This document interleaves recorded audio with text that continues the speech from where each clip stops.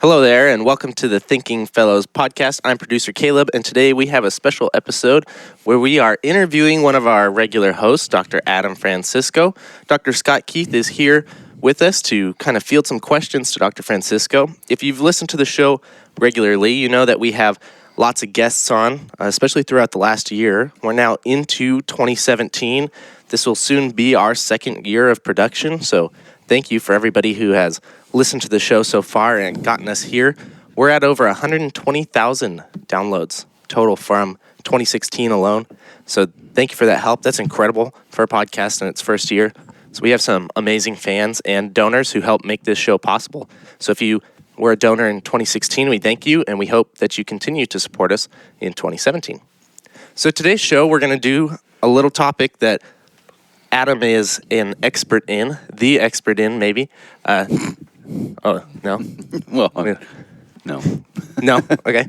But he's going to talk a little bit about Islam. We've had a lot of questions come from listeners about Islam. Adam tends to talk about it on the show a little bit. We get insights about how doctrines in Christianity compare, contrast against other religions, particularly Islam.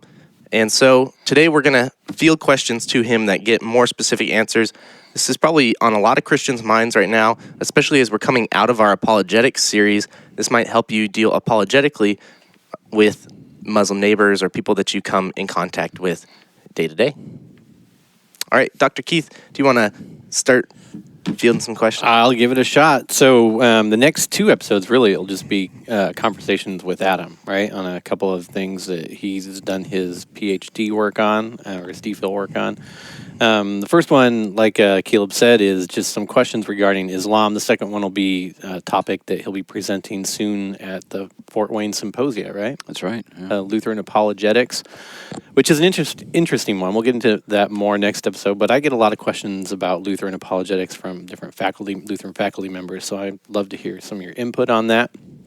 But I thought we'd keep today kind of easy and just maybe go over some questions that I think Christians commonly have regarding Islam, but maybe don't know the answers to, or think they do, but maybe don't have sort of the right perspective on. And all the questions I am asking today will be aimed at essentially how do you evangelize, or do you, I'm sure the answer is yes, but evangelize our Muslim brothers and sisters, or people that our neighbors here on the earth. And so I'm kind of trying to frame it that way. We will ask some questions that maybe are a little controversial. We don't mean it to be, really. I'm just trying to get the information out there because we do get these questions quite a bit. As we go through the apologetics series, it seems like right now one of the number one apologetics is how do I talk about Christianity to Muslims? So we thought this would be beneficial. So here we go. So first off, Adam, real easy, just super easy.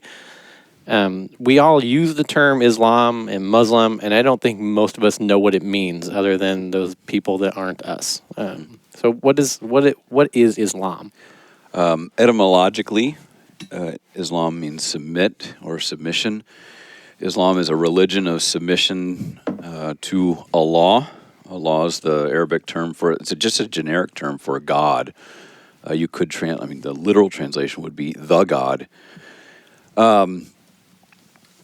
Islam, we oftentimes view it as a religion, and when we look at it as religion, we oftentimes bring the baggage we have in an understanding religion and apply it to Islam. The curious thing, and one of the things that we oftentimes, or we forget or don't really realize, is that Islam is probably better described as a worldview, certainly, but probably an ideology. Islam is not just a private belief system. Gotcha. It's not just something that a Muslim, that's one who submits to Allah. It's not just something a Muslim does on Friday at mosque when they go for the Friday prayer and the sermon. Islam is designed and is taught to be an all-encompassing system of ideas or doctrines or dogmas that touches on everything or informs everything from politics to law to ethics to warfare, to domestic relationships. Even sexuality is defined by Islam. Even to the details of types of sex you can have with your spouse. Positions even. Every little detail, every little nook and cranny of your life is defined by the ideas or the principles of Islam. So couldn't the same thing be said of Christianity, or at least some portions of Christianity? Well, let me go on a little more about the ideology. Another thing, apologetically speaking, or maybe epistemologically speaking, about Islam is that it is ultimately not falsifiable. Ideologies, by their nature, are not falsifiable. They're abstract sort of ideas, systems of thought that are not positions people arrive at through induction. By following some trail of evidence to this greater conclusion. The whole thing is assumed from the beginning. And so Christianity is not an ideology, because as we've talked about, we mention, it seems every show, 1 Corinthians 15, right? If Christ was not raised from the dead, or we've believed in vain. Right. We're the most pitiable of all people. Christianity is ultimately falsifiable. It's integrally linked. Its truthfulness is integrally linked to actual historical, factual events. So it's not ideological in that realm.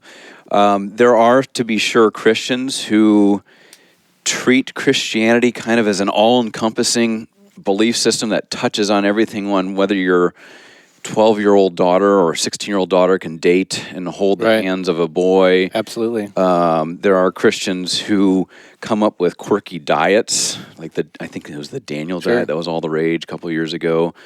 But those are financial systems. Dave Ramsey's finances for Christianity type thing. Sure. Yeah.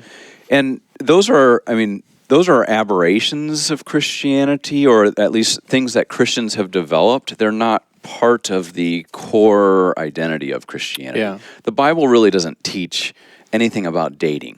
Sure. It might or get close to male-female relationships. In fact, it speaks about male-female relationships, but doesn't give you a whole system of laws or ethics that govern how these sort of relationships should be pursued. I think you said something interesting when you said Islam is not falsifiable, and as we've presented Christianity on this show, we've definitely, based on 1 Corinthians 15, 17, and other passages, have said it is falsifiable, right? If Christ is, you can find the bones of Christ in a tomb in the Near East somewhere, we have a real problem. It's interesting that you say that to me, because I know many Christians who would say, I think, that Christianity is not falsifiable, too. Sure, yeah. In that same way. And I guess one of the things that's enlightening for me as we have this conversation is just for Christians to be aware, of what is the core of Christianity, what does make Christianity unique and uniquely true among world religions or world ideologies. And that we should be careful, right? If we're sort of using the same rationale for the truth of Christianity as an ideology or religion that we know is false, we might want to sit up and take notice about why we're doing that, and if our religion, if our belief actually presents itself that way or not. And to be fair to Islam, most world religions work ideologically. Islam is ideological. It doesn't look like it necessarily in terms of its epistemology, because Islam comes from, historically, the way a Muslim will think about it is this man Muhammad, late 6th, early 7th century, especially after 610 AD, becomes a prophet. And there's this belief, a real profound belief, that Muhammad received words from God. That God used an angel. He sent words down using this angel to Muhammad, and Muhammad kind of, in a way, opened his mouth and these words came out. And so you could say Islam is a kind of falsifiable, because if Muhammad didn't exist or something like that, the system should collapse. But the way a Muslim regards the words that came from Muhammad, they're nothing that Muhammad created, conjured up, or anything like that. God could have done it some other way. So it's not They don't use the so-called historical revelation in Islam as sort of an epistemological footing. Gotcha. So Islam is a historical religion, kind of like Christianity, but at the same time not. Again, I'm not trying to be a wet blanket here, but I fear that there's many segments of Christianity who do the same thing, and I think we need to really pay attention to that and maybe call it out and say, examine if this is how you view Christianity, examine your view and compare your view to the text of Holy Scripture, and what does the Scripture say about Christ and his death and resurrection and its verifiability and the way it treats this information historically, as opposed to how other non-verifiable religions treat their quote-unquote historical information. I think it's really worth noting here that of all of the religions that I'm aware of, other religions other than Christianity, Islam is, maybe you could say in an interesting way, Latter-day Saints too, is historical. Quote, you got air quotes there that our viewers or listeners can't see, but oh, oops. But not in the same way, right? Where if particular events can be shown to have not happened, there's a real problem. And then furthermore, to have passages like 1 Corinthians 15:17, where one of the proponents of the Christian faith actually lays out the means by which the whole system could be dumped and should be dumped. If something can be shown not to have happened, that is the resurrection of Christ. That is, that's completely unique to all world religions. Okay, so maybe you've touched on it a little bit, but where did Islam come from? Well, there are two things a trained Muslim or a Muslim who's steeped in their tradition. Two ways they'll respond to that question. One they'll say is Islam didn't begin. That is, it wasn't created in time and space. It's not some innovation that Muhammad came up with in this early 7th century. It's the primordial religion. It's the religion of nature, some of their theologians say. That is, a Muslim theologian can say, and there are lots of books penned by Muslim authors that will argue this, that if you just look at the world or the cosmos, the natural world around you, if you look at human nature, the conclusions you'll draw are basically, not in the fine details, but are basically the conclusions of Islam. So the religion of nature is Islam, say Muslim theologians. At the same time, the great historic tradition in Islam says that while that's true, the only way we really know about Islam proper, the real specifics, is through the revelation that Allah gave through his prophets. And in Islam, for them, Adam's the first prophet, and there's this long lineage of prophets from Adam through Abraham to Moses to John the Baptist to Jesus, and it finally terminates with Muhammad. And Muhammad is regarded as the last of the line of the prophets. He's the seal or the end of this prophetic lineage, and his prophetic message, both the theology, if you will, as well as the ethics and the law and the political outlook, is seen as universal. It's a religion for all people. So in terms of the historical, where it appears in the historical map, is in the 7th century, early 7th century, when Muhammad's about 40 years of age in 610 AD. The story is, in the Islamic tradition, he's in a cave just to the east of the city of Mecca, and he's been hanging out in this cave off and on for about a decade, over a decade in fact, trying to get answers on religious questions. The biographies we have of Muhammad, which are not really reliable, they were penned 200 years after his death, suggest that he spent a lot of time up in Syria, which is interesting in the late 6th, early 7th century, because in the Arabian Peninsula, where Muhammad's from, people are what we call polytheists. They believe in a whole bunch of gods, maybe as many as 360. Up in Syria, almost one for every day of the year, right? That's right. Yeah, and the Kaaba, the big square-like structure, the center, the navel of the Muslim world that Muslims make a pilgrimage to once in their life if they can, at least once in their life. That building, allegedly before Muhammad cleaned it up in the 620s, had contained 360 idols that the Arabs would worship year Gotcha. in and year out.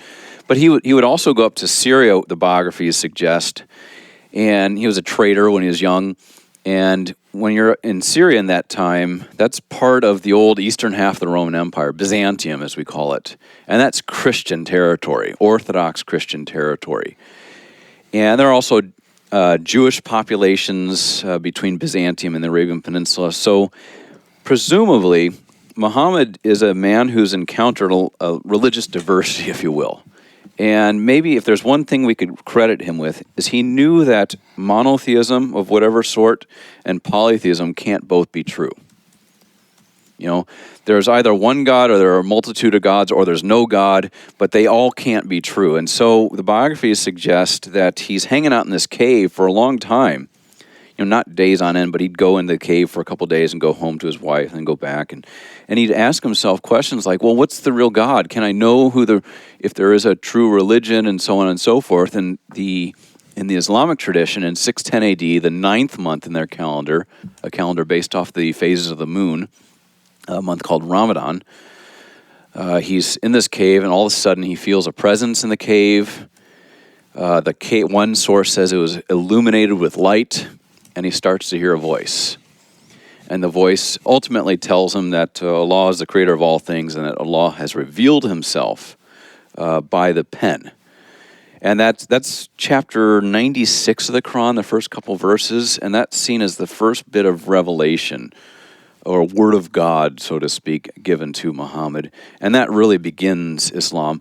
Now, Islam proper, its full theology, its Sharia, its law, that is, and everything else, really, from the Islamic vantage point, comes to bear in 622 when Muhammad moves from his hometown of Mecca up to Medina over the last 10 years of his life. And when you go into the Quranic text, the Quran is kind of an interesting book, especially for Christians, because you expect it to be arranged chronologically.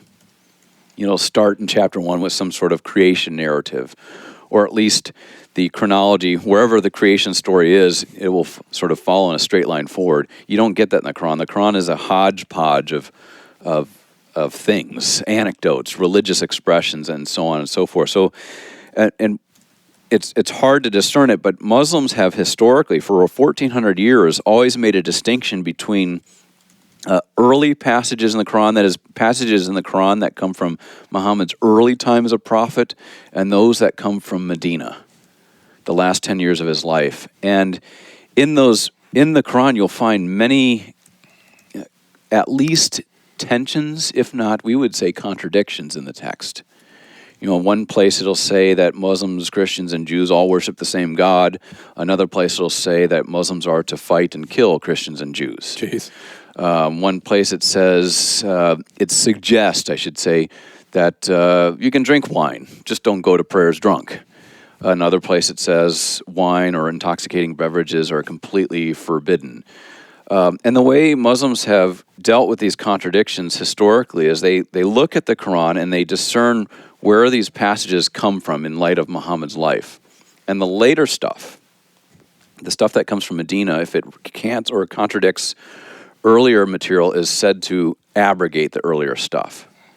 So there's kind of a canon within the canon in the Quran, or there's the real deal in the Quran, and then there's extra stuff.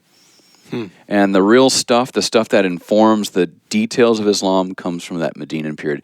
And that's the stuff, if you were to get a Quran that identifies what's from Mecca and what's from Medina, that's the stuff that's very aggressive, assertive. The Medina period. The Medinan period, the last 10 years of Muhammad's life. And that's sort of the quintessential essence, if you will, or at least a Muslim theologian would put it that way, I think, of Islam. The earlier stuff is kind of passive, it's aloof, it's not so detailed or assertive. That's all been sort of abrogated or superseded by the later stuff. Got it. That's good. One more question before we head to our break, and let me just set it up a little bit. I want to ask you what the material principle and the formal principle are of Islam, but just to set it up to remind our listeners, the material principle, when we talk about it theologically, is that that content of belief that guides the whole thing, right? So the core of the belief, really. The formal principle is just, where does that core of belief come from? How do we know it type thing? So just asking, what is the core of Islam? Maybe you've already said it a little bit, but I just want to say it exclusively. And where directly does that come from? Yeah, can I start? I'm going to start with the latter, the formal principle. Fine. Yeah, great. The formal principle is unquestionably the Quran, a book of 114 chapters, roughly the length of the New Testament, a book in Arabic that is viewed to only really be the book, if it is in Arabic. Yeah, that's probably enough for the formal principle. Now, if you take that book and you apply the appropriate rules for interpreting that book that Muslims have always used, the material principle that you'll get from it, the substance of Islam, you could break it down a couple ways, but probably the core would be the chief goal of the receiver of the Quran, that is the Muslim, the hearer of the Quran. The chief goal is to submit to Allah in every aspect of their life, to submit to Allah's rules and regulations, as the first chapter of the Quran is essentially a petition that and Muslims recite it day in and day out if they're real devout, and it appeals to Allah and says, "Guide us, O Allah, guide us on the Sirat al-Mustaqim, the straight path." The straight path is sometimes envisioned as a tightrope you walk throughout your life. And with the end being the other side of the rope you're walking along being paradise. And the way to stay on that tightrope is to know and to follow Allah's guidance throughout the course of your life. So to put it in kind of Christian terminology, Islam is that the material principle would be a soteriology, a doctrine of salvation by works righteousness, by fulfilling Allah's law in every aspect of your life, not setting up any sort of competitors with the law, whether it be political or economic or philosophical or what have you, but to submit every aspect of your life to Allah's ordinances. That's interesting. Again, I want to be cognizant of the fact that many Christians, I think, would represent Christianity the same way. Mm-hmm. If I were to ask what's the material principle of Christianity, I think many Christians that I know, even in the Lutheran world, maybe even some pastors in the Lutheran world, would say obedience to God in all things. Mm-hmm. And I think, again, we ought to be wary of that, maybe, presenting Christianity that way, and ask ourselves, is that the representation that's actually given to us in Holy Scriptures of the core of Christianity, or is it salvation on account of Christ alone for the sake of the sinner by grace through faith? Yeah.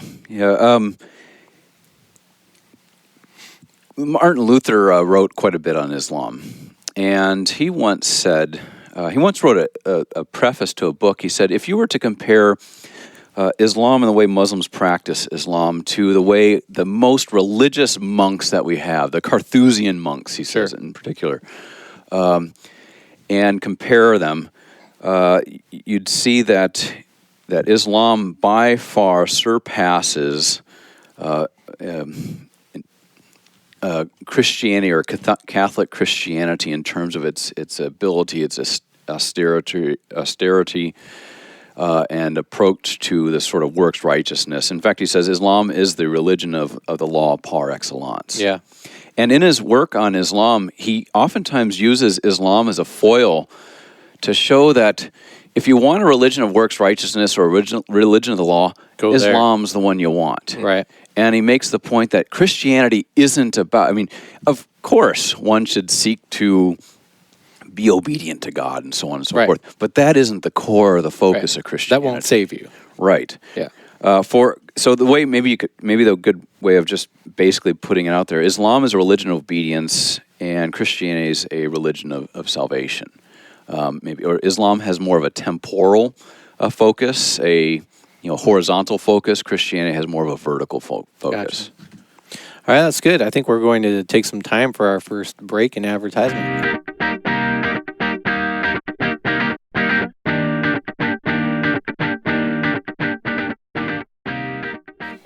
welcome to our break. Today we're going to let Dr. Francisco talk about a book he's recently published with 1517, The Legacy Project. It was published last fall. It's not 2016 anymore. And we've talked about it on the show quite a bit. It's called The Resurrection Fact. It's a great book. It's a apologetic resource. Dr. Francisco, what's the listeners at home who haven't heard about it before or are maybe still curious about it know? Yeah, The Resurrection Fact is a book of a number of essays written by a variety of scholars, all taking on contemporary attacks on the truthfulness of the resurrection. There's chapters in there. For example, the first chapter, written by Mark Pearson, looks at the source material, the documents that we have that tell us that the resurrection was in fact a fact. There's a lot of attacks on that from real popular scholars who make an appearance every Christmas and Easter morning on the History Channel or Discovery Channel. That's interesting because I've asked Mark Pearson to be on the show probably 3 times. And so if any of our listeners know Mark Pearson, go ahead and shame him to coming on to the Thinking Fellows. We should text him right now. We should, yeah. He's probably not awake yet, though. Oh. Even though it's 10 in the morning. It's 9:45, not yet. We're going to probably wait till 11:30 or so. Doesn't he have a baby? How does he sleep that long? I never get that much sleep. He's got a good wife. Well, Is that sexist? maybe a little I bit. think it implies that I don't Caleb mean doesn't. it that way. I just mean she's a good wife. My wife works till like 2 a.m. though, so. Anyway, Mark Pearson writes the opening chapter. It's a great chapter dealing especially with a man named Bart Ehrman, who's sort of like the New Testament scholar everybody calls for documentaries and so on, for opinions. And Bart Ehrman has sort of made a living, I think quite a good living, arguing a number of things, but at the core of it is his argument that Matthew, Mark, Luke, and John might be based on some sort of eyewitness testimony, or parts of them might be based on it, but are not reliable. You cannot trust their testimony concerning the empty tomb, because the empty tomb explained by the resurrection implies a miracle. And as Bart Ehrman points out, the second chapter in the book deals with this. Miracles are so improbable that they're practically impossible. So you got to rule them out, what philosophers would call a priori, before any investigation of the facts. So it's a deductive argument posed as an inductive argument. That's the second chapter. That's the one I wrote. One of the phrases I've been using, I don't know if it's good or not, but is what Bart Ehrman essentially does is he approaches the Bible as a higher critic, but masquerading as a text critic. Mm-hmm. There are other scholars. John Bombaro, a pastor down in San Diego, writes a chapter going after one of the members, long-standing, more popular members of the Jesus Seminar, which I think is now defunct, but the man still publishes quite a book. His name's John Dominic Crossan, who argues, he's an allegedly a Christian, but he calls himself, I believe, a progressivist Christian. And he argues that the resurrection didn't happen in a bodily, physical way, but the early Christian community experienced some sort of spiritual resurrection, and hence why you get Matthew, Mark, Luke, and John's account of the resurrection. He explains the eyewitness testimony as more of a spiritual resurrection. And Bombaro goes after that. There's about, 5 more chapters dealing with other contemporary critics of the resurrection. Basically, a who's who in the zoo of apologists for the resurrection. In our style of Christianity, evangelical, Lutheran Christianity, have a chapter in there. The chapters range from more popular level stuff to more super scholarly stuff. Some of them are humorous, some of them are more robust and rigorous. So there's something for every type of reader in the book. Great. And that can be found at shop1517legacy.com, and Caleb will put a link up on the show notes, right? Sure will. All right. All right, let's move along with our little... I'm really enjoying interviewing you today. I feel like Ted Koppel or something with a great scholar on some... Minus the hair. He had a good head of hair. I got a good beard. It's great. We don't always have to travel to get a great interview. And this is kind of like the 50s where we can smoke during the interview. So it's fantastic. Smoking my lovely pipe here. What tobacco are we smoking? Oh, Frogmorton Cellar. That's my fave. All right. So here we go. Next one, Adam, coming at you here is What specifically then, and I'm sure there's many, so maybe pick the top two or three, are the Christian objections to Islam? I mean, this is not, we're going against sort of the coexist movement here. Can Christianity and Islam coexist as both being true, or are there some actual real Christian objections to Islam that Islam has to be false in order for Christianity to be true? Well, Islam essentially, the Quran itself essentially seeks to replace Christianity. The Quran, not in these terms, but declares Christianity, the Christianity you and I confess, that Jesus died on a cross and rose from the dead for our sins and our justification. The Quran and Islam declares that all to be not just problematic theologically or wrong-headed theologically, but declares it to be false. Chapter 4, verses 157 of the Quran, it's a fairly famous passage, and it kind of comes out of nowhere, but it says that the Jews boast that they killed the Messiah. No, they did not kill him, nor was he crucified, and instead he was taken up into heaven. That's Francisco's paraphrase of the Quran. But the theological and historical point Muslims have always made, with some very, very rare exceptions, is that Jesus wasn't even put on a cross. If he was put on a cross, some contemporary scholars are saying that maybe he was, because it's really hard to get around that fact. They say he didn't die. He maybe swooned on the cross. Yeah. But if Jesus didn't die on a cross and didn't rise 3 days later, Christianity's null and void. And that's one of the things you just talked about, resurrection fact in the commercial there.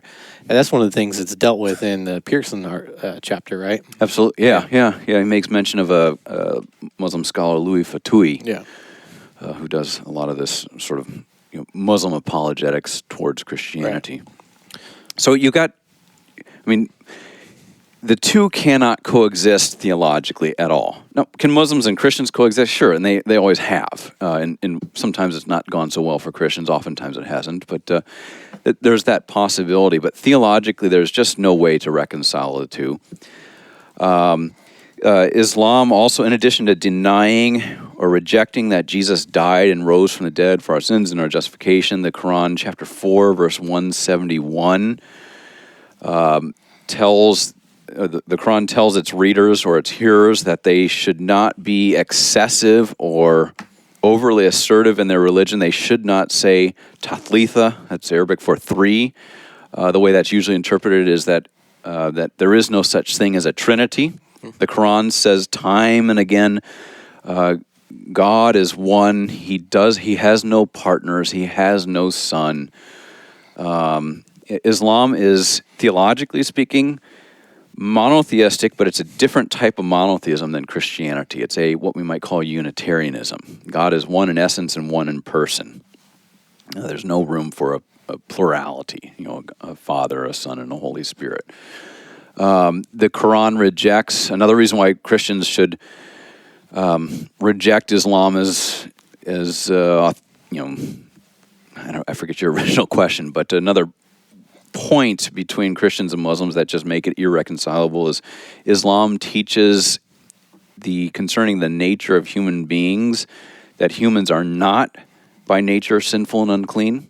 They are not dead in their trespasses and sins. Islam says that human beings are by nature at least neutral, if not upright and righteous.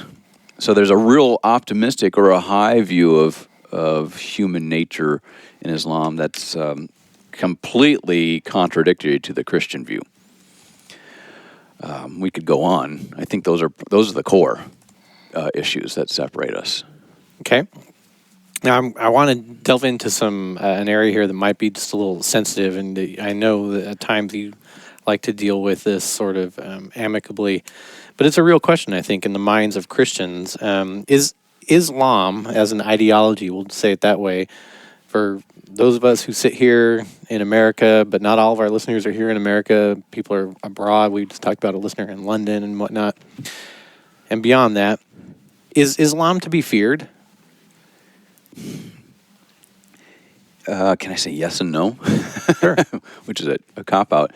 So it depends what we mean by Islam. The usual distinction I make is that Islam should be, I don't know if feared, but it should be rejected. It should be responded to. It should be resisted. Individual Muslims, though, no.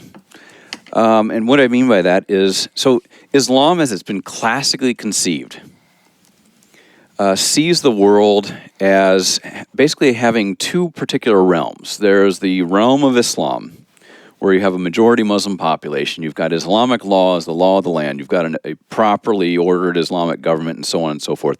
And everything outside of that, historically speaking, has been referred to as the domain of war, Darul Harb. The domain into which the sphere of Islam is to expand. That's just what you get historically in Islam. So it's always been expansionistic. It's always in if you will, imperialistic. For the last more than a century now, Islam has been experiencing, I don't want to call it a reformation because it's not a reformation, but it has been experiencing little glimmers of what we might call an enlightenment. And by that I mean, I'm kind of referring to the European Enlightenment, where people start questioning in the late 17th, 18th, and 19th century in Europe, in Christian society, they start questioning the basic, the truthfulness of Christianity. They start questioning certain doctrines and so on and so forth. And out of that, you get deism and secularism and so on and so forth. And you're getting similar things. You've been getting similar things in the Islamic world as well. There is a real thing, though that the term might not be used by Muslims themselves. There are Muslims out there who claim to be good Muslims, who maybe pray 5 times a day, go to mosque on Friday, and so on and so forth, who, if you looked at them and you investigated their belief system, or you had a conversation with them, you could describe them as moderates. There's now, or secular. Yeah, secular, cultural Muslims. There are pluralistic Muslims, and so on and so forth. And I've had quite a few of them in class at the university. Absolutely, and I mean, the curious thing about this is that those types, especially the ones who are leading kind of an enlightenment within Islam, I think of people like Bassam Tibi, a European Muslim scholar. They exist primarily in the West. Why not in the Middle East or the greater Islamic world? Because they get kicked out or they're forced out. So in Western countries, in the U.S., you will find that the Muslim population here, though they may claim to be authentically Muslim, devout, and so on and so forth, they might be kind of clueless about what Islam has historically taught. Or they might be fully aware, and they might be part of this program to try to reform or secularize Islam. So you cannot. I think it's inappropriate, and in fact, to drop the 8th commandment, especially Luther's explanation of it, that we should defend and speak well of our neighbor. Just if you know a Muslim, or you have you know of a Muslim population in your neighborhood, your city, or whatnot, you cannot assume. You should probably assume the best about them, that they're decent people. In the temporal secular understanding of the term, that they have similar concerns that we do. They want their family to be financially secure. They want their kids to go to good schools, and so on and so forth. That's oftentimes the Muslim you're going to meet at work or at school or the YMCA or wherever you hang out. With that nobody said, but you hangs out at the YMCA. Sometimes the old men do. I know. Yeah, you and the old man. I'm sorry. Images are coming in my head.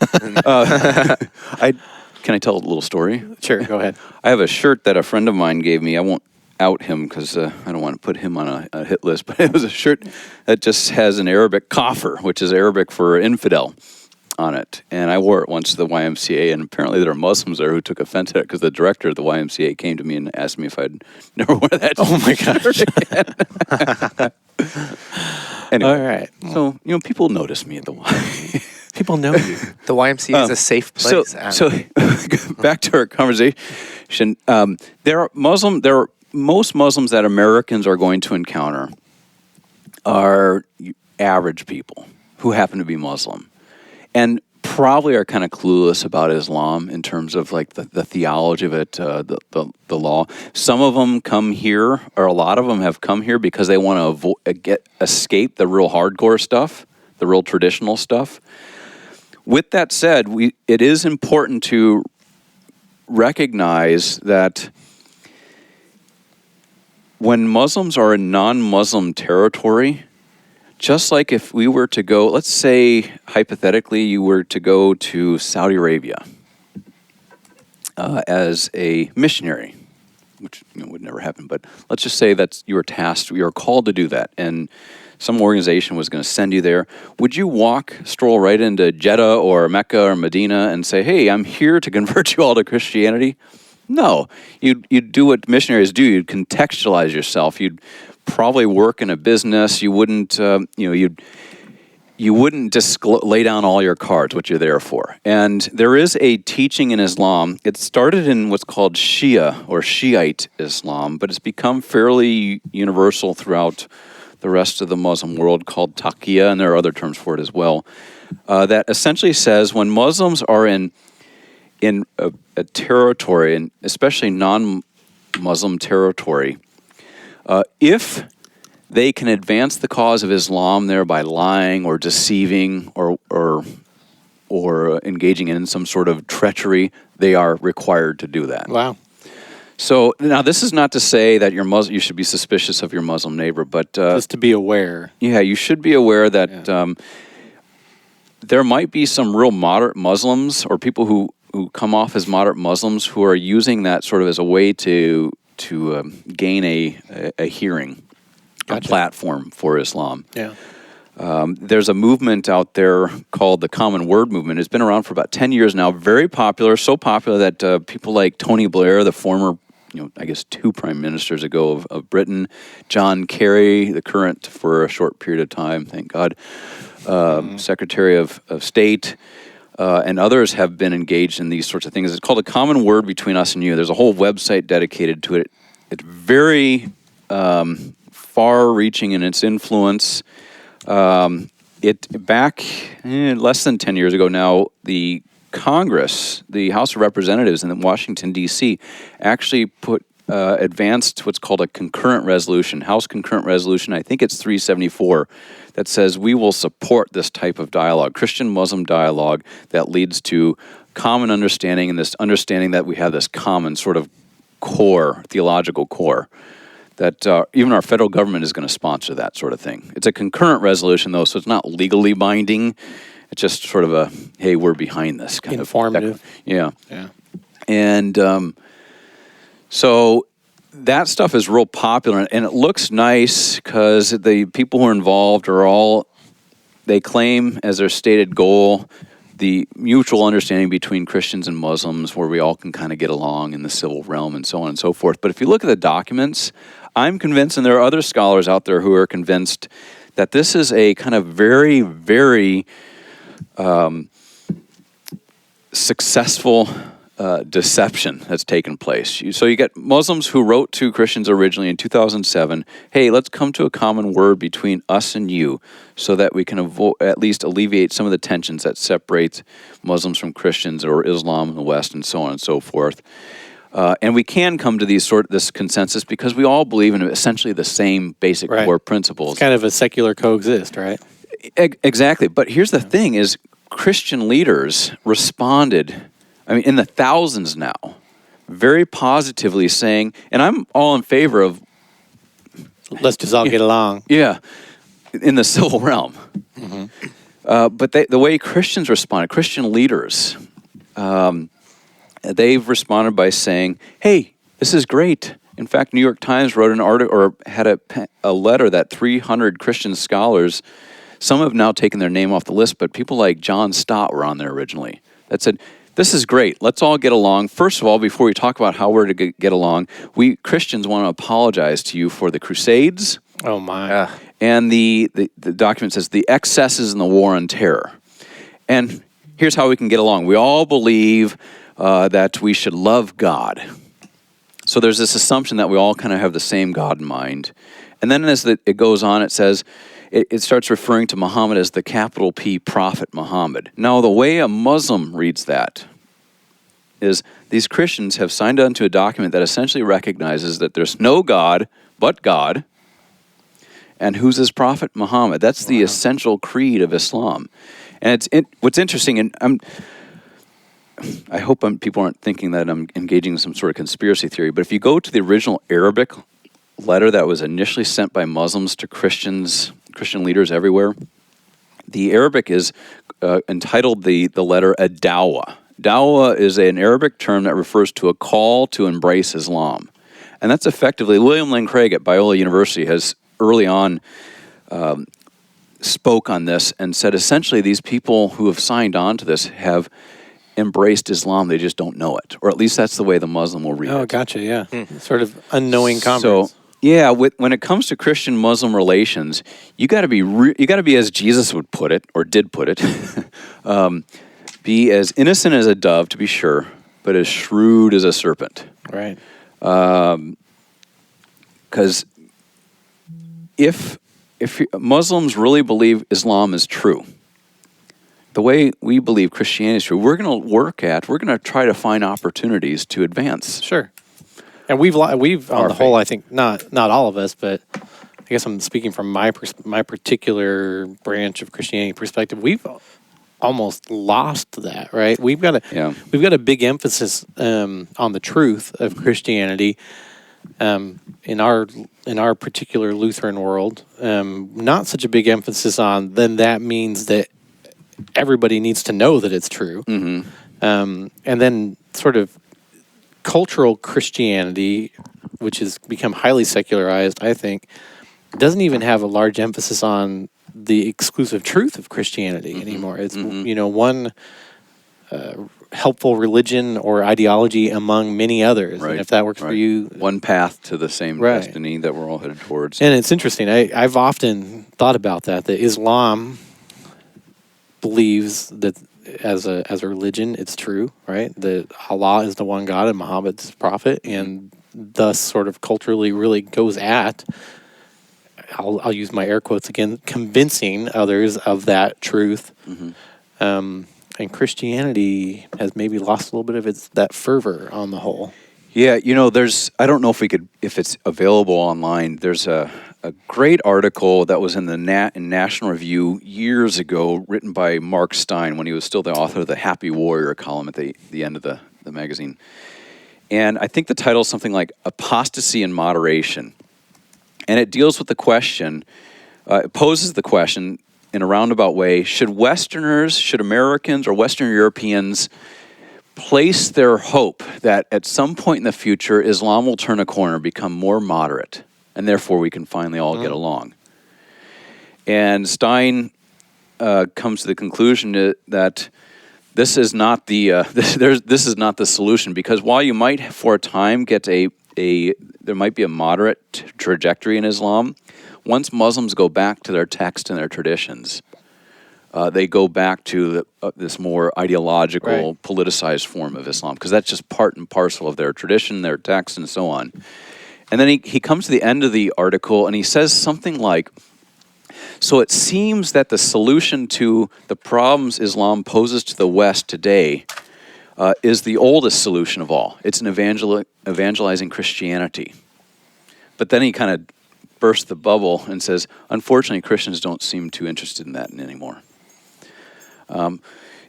Really interesting piece. It's a short piece, but you're right. Christians have kind of lost, at least, I mean, maybe we're painting with too broad of a brush, but it seems we've lost our sort of evangelical fervor. Right.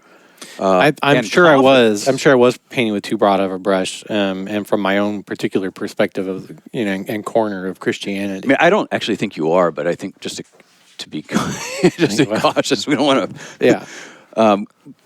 I think there is enough evidence that suggests that Christians in America have kind of lost their soul, if you will, the intellectual soul. I think of an old Pew Forum report that Newsweek, I think it was, reported on in an article entitled "We're All Hindus Now," and it said that in America, 75% of the population identifies as Christian.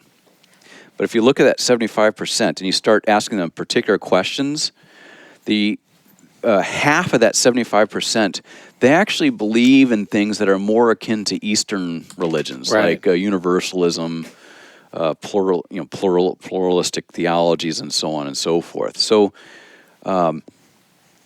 there's tons of Christians out there who I'm maybe not the ones we hang out with, but I'm pretty convinced, because there's a lot of data for it, that really are clueless about classic Christian doctrine. Yeah, that's the thing. And maybe even reject it Right. on purpose. Right. Yeah, that'd be interesting. Caleb should make a note. That'd be great fodder for another show. It would be. I think our Lochi series kind of was trying to address that, but I think directing it more, or asking that question more directly, would be fantastic for a future episode. Well, we need to wrap up, Adam. I wanted to ask some sort of evangelistic and apologetic techniques towards Muslims. You could maybe you could just sort of point us in the right direction of some books that would help out with that. Well, let me mention the first book I'd mentioned that I think everybody should read, because it's just a great book by a man named Nabil Qureshi. The title is Seeking Allah, Finding Jesus.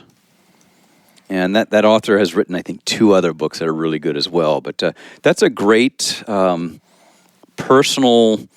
It's sort of like an intellectual autobiography of Nabil and his move from not an orthodox form of Islam, but Islam nevertheless towards Christianity.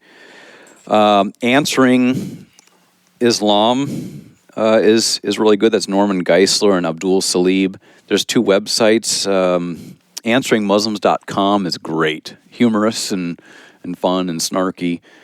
And then you got answering-islam.org. Those are all good resources. But if I can have 30 seconds, for the Christian speaking to the Muslim, as difficult as it is, and as much as the Muslim's going to reject it, the way to reach the Muslim is always, first of all, being friendly and courteous and so on, all these things that I think are kind of commonsensical, but speaking to the Muslim about Jesus. And what Jesus, we're talking about the real Jesus in history, not the constructed Jesus in the Quran, but the real historical Jesus, what he did for that individual Muslim when he hung on the cross, died, was buried, and rose again 3 days later. That's great. Fantastic episode. Thank you for doing this with us, and I hope the listeners look forward to the next one we're going to have interviewing you. All right, catch you next time, guys. Bye.